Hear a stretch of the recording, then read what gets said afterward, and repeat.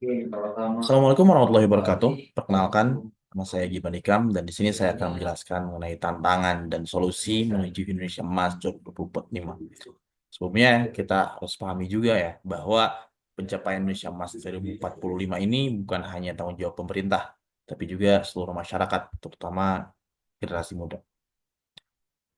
Sebelumnya eh, kita ketahui dulu ya apa itu Indonesia Emas 2045. Sebenarnya Indonesia diproyeksikan menjadi negara maju pada 2045 bertepatan pada 100 tahun kemerdekaan bangsa Indonesia.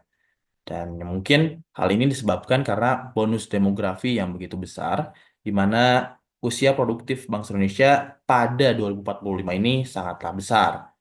Nah, tentu ini merupakan peran generasi muda yang memiliki kesempatan untuk mewujudkan visi tersebut, gitu ya. Di mana kita harapannya bisa meningkatkan status ekonomi, pendidikan, kesejahteraan sosial, sehingga Indonesia bisa dilibatkan dan dinobatkan sebagai negara maju pada 2045 nanti.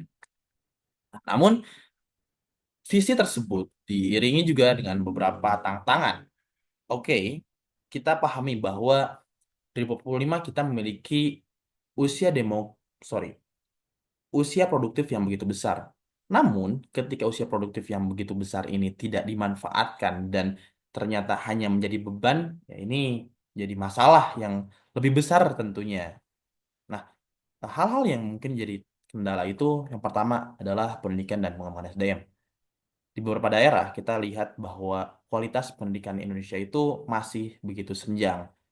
Kota, desa, pendidikannya kita bisa lihat sangat timpang, di mana akses untuk pendidikan tinggi saja, misal, itu di desa-desa cukup sulit, cukup em, sedikit orang yang bisa memiliki kesempatan untuk melanjutkan perguruan tinggi. Ya, menurut data dari BPS, kita itu em, hanya 3 dari 10 anak yang bisa mengenyam pendidikan tinggi, pun hanya 1 dari 10 anak yang ternyata mereka dari desa asalnya.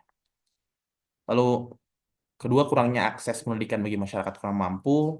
Ya, orang-orang yang pintar itu biasanya kaya karena mereka eh, terpenuhi akses untuk em, pendidikannya, nutrisinya, gitu, dan berbagai hal lainnya. Mungkin itu tidak dapat dimiliki oleh orang-orang masyarakat yang kurang mampu. Lalu rendahnya literasi politik dan digital.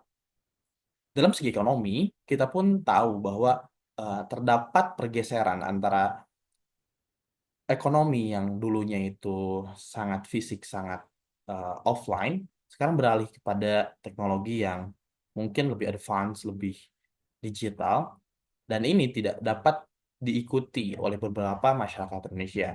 Contohnya di pasar di Desa Bojong Barat, mereka sudah mulai berkurang kemampuan jual belinya karena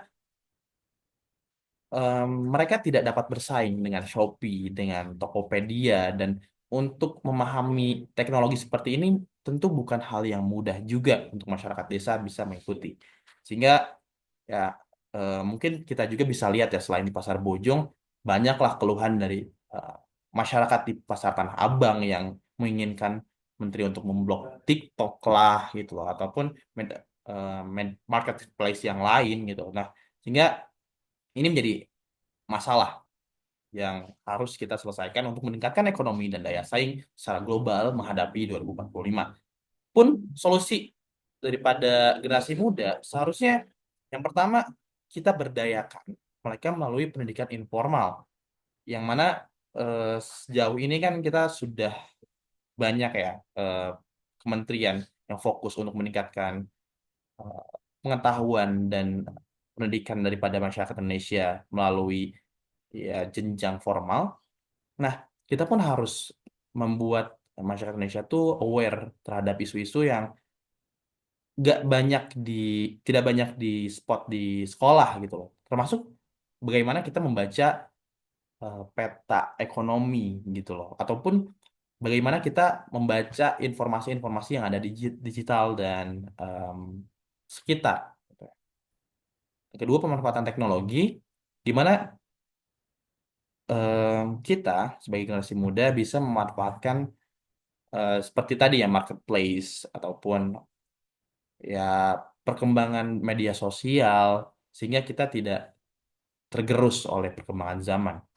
Dan yang ketiga mungkin kolaborasi dan diskusi inklusif.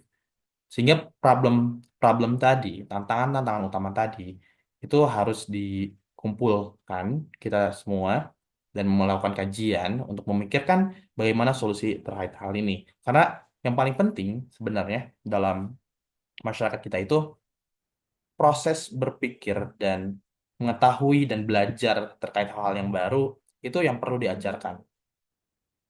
Mereka mungkin sudah sadar dengan problemnya, tapi mereka hanya menerima gitu.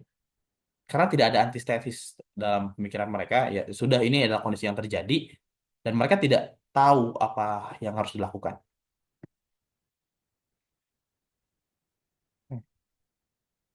Oke, menurut saya prioritas daripada kebijakan pemerintah yang pertama itu harus menguatkan fondasi dari pendidikannya. Kita berikan akses pendidikan yang merata di seluruh Indonesia, menjadikan program beasiswa bagi mereka yang berprestasi di daerah tertinggal atau bahkan ya bagi mereka yang kurang mampu melalui KIPK dan lain-lainnya yang mungkin harusnya lebih tepat sasaran di momen saat ini.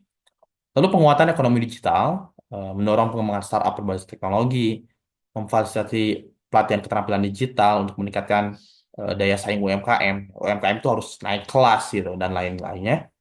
Dan yang ketiga mungkin pemerintahan itu harus inklusif dan lebih transparan, lebih melibatkan generasi muda dalam pembuatan kebijakan, pun meningkatkan partisipasi anak muda dalam forum nasional. Karena bagaimanapun juga anak muda lah yang cukup tahu masalah dirinya pribadi gitu loh. POV mereka itu haruslah kita rangkul gitu loh. Mungkin em, biar tidak apa ya terjadi miskomunikasi gitu dalam hal ini.